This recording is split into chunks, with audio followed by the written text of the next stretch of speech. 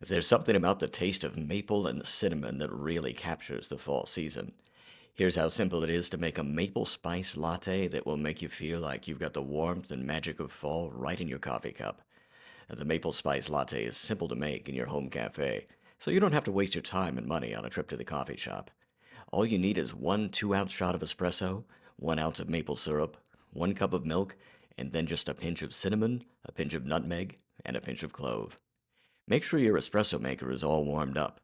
Then heat up the milk to about 140 degrees. Next, drizzle the syrup into the milk and then add in the cinnamon, nutmeg, and cloves. Then froth it all together using a handheld frother like this one. Now pull that espresso and pour it right into your cup.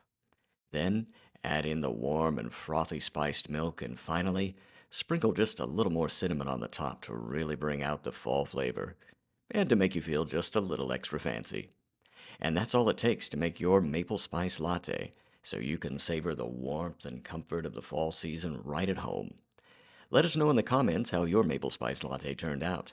Like and subscribe for more coffee and espresso videos.